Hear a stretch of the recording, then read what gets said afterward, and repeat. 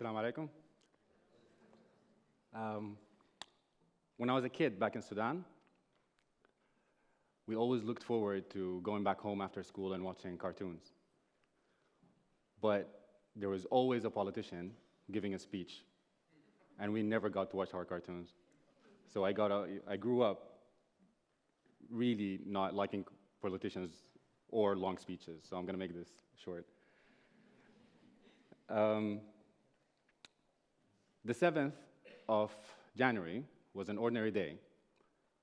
I was at my living room in Doha, playing with my daughter, Kiki, watching television, thinking about what I'm going to do tomorrow. And suddenly my phone starts ringing, and I'll get all these notifications on Twitter, on Facebook, on Instagram, and people are telling me, have you heard the news? So I switch on Al Jazeera, and Charlie Hebdo has been attacked. Several cartoonists and policemen have been killed. Of course, I was shocked and saddened, and the first thing that came to my mind was, why now? Why after all this time? What changed?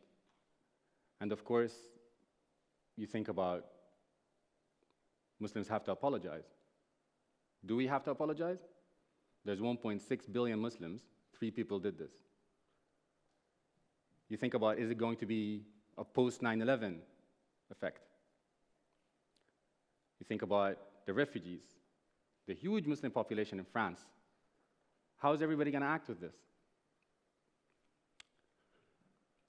So I drew a cartoon, and it was the world pointing at a man, telling him that he's with the terrorists. And the terrorists pointing at the same man, telling him that he's with the infidels. And the man is saying, I'm just a Muslim. And this is how the majority of Muslims feel. That day, the cartoon went viral. It was everywhere. It was shared, retweeted, used by the media. And what gave me hope is that most people that shared this cartoon,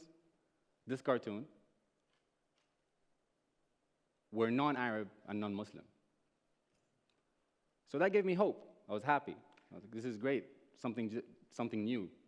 Change is happening.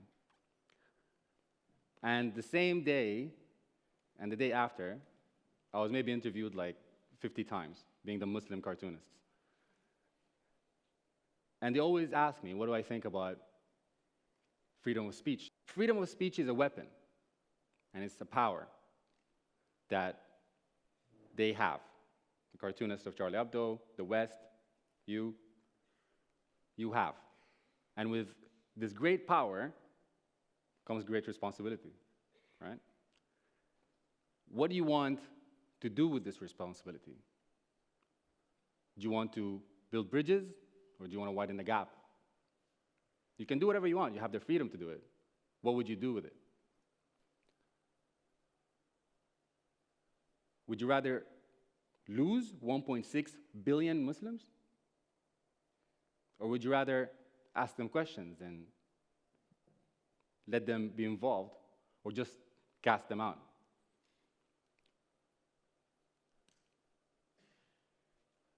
We in the Arab world, as cartoonists,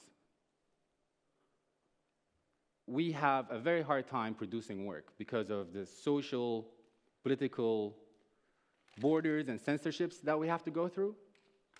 We dance around the subject of what we have to do because we can't say what we want to say without the implementations that will follow. So that makes us more creative. We try to say what we want to say, but at the same time, we try to gain the other side on our side, because this is all we have.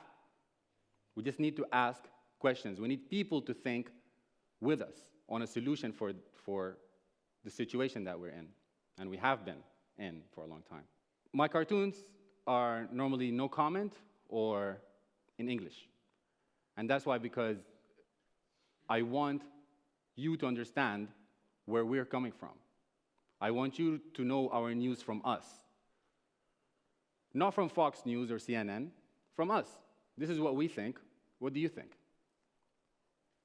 And this is the best thing about working in social media, is that you get that reaction instantly. But before I become a social media cartoonist, I wanted to be a cartoonist. I wanted to publish in a newspaper every day, but I couldn't, because I was always faced with rejection. It was either censorship, or my style is not good, or I am not as famous as I should be to publish. Until one day, I went to this editor's office, and it was a huge office. He's sitting in a huge desk, older man, not a computer on the side. I had no idea how this guy's working. Smoking in the office, and he just shot me off. He said, "These are not cartoons. You should find something else to do, because this is not good enough. We can't publish this." And he said my cartoons are not cartoons because they don't have speech bubbles. He's like, "Where are the speech bubbles? These are not cartoons. And they're not funny." I said they're not funny because the situation is not funny. So he kicked me out, and I think that's the best thing that ever happened to me. I went home, and I started my Facebook page. This was around 2008, 2009. I had a few friends that were supporting me, sharing my work, which was great. And at that time, I've met a lot of activists online, a lot of artists, a lot of musicians, amazing guys doing amazing things, but trapped because they can't do it anywhere else. All we had was the internet. This is all we had. So we met each other, we formed creative groups, we formed artist collectives, we collaborated.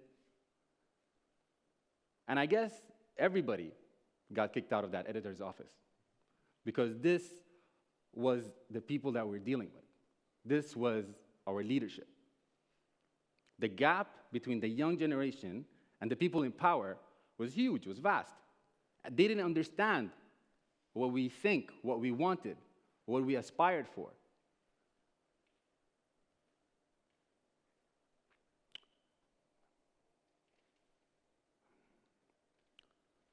So the Arab Spring happened.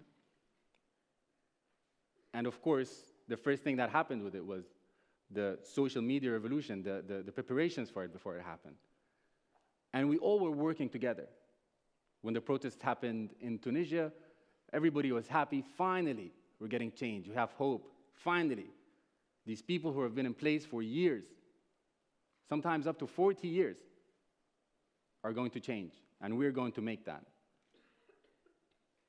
Street artists took to the streets. Cartoonists did cartoons. Rappers rapped. Everybody came out. Everybody did their part. And it was beautiful, because you see on Twitter, if there's protests in Egypt, people in Yemen are retweeting the messages. They're like, "Watch out for the police here. This is happening here." If there's a protest in Sudan, people will tweet. Egyptians, like, "We're with you. Go ahead. We need the change." It was beautiful. We all worked together. And a lot of us are still working together until now. It had nothing to do with religion, race, nothing. It was all about hope. And the best thing about social media is that it gives us a space that we don't have in the real life. We can't talk. So people from different ideals don't talk to each other, because everybody's grabbing on to his ideals and shutting off the other person. "No, I'm right, you're wrong," and that's it. But social media gave them a chance to talk, to debate, and this is something that we don't have. We debate with guns, with war. So I see it happening. Every time I post a cartoon, comments happen, People talk to each other. They post articles about what they're talking about. It's beautiful. Not every time they end up being best friends, but at least they're talking. And I'm learning, they're learning. It's something new that's happening. It's one of those times that this happened was I posted a cartoon about the Saudi coalition-led war in Yemen. And it was about UNESCO buildings were destroyed. They're 500 years old buildings that got destroyed. And a Saudi girl commented that we're protecting Yemen from the Houthi rebels, that they're going to change, they have a plan, it's a conspiracy, and we're protecting Yemen. A Yemeni girl replied, she's like, civilians are dying. Our history is being wiped out. It's not as you think. And the conversation continues. But look how beautiful this is. They're talking. And the girl from Yemen is talking to the girl from Saudi. Again, they didn't become best friends and make out, but at least they know what the rest is talking about. The other side is thinking. And this is what it's all about. My cartoons are simple. Try to keep them simple. Because basically on social media, you are under the mercy of this. You got 5 seconds to get somebody's attention. And at the same time, I try to make my cartoons, they're shareable. They're free online under Creative Commons. Anybody can use them. You can use them, remix them, do whatever you want. And I make them look like stencils.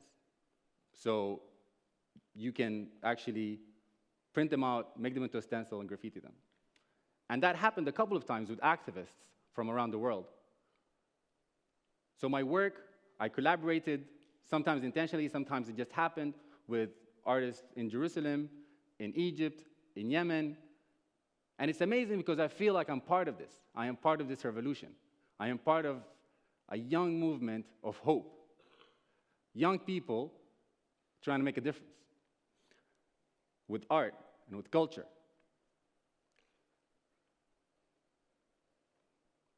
And every day I try to do something new. Every day I try to ask a question, start a conversation, because I don't want to let hope die, because we all have to work together to continue doing this and to kickstart peace is what we need. So thank you.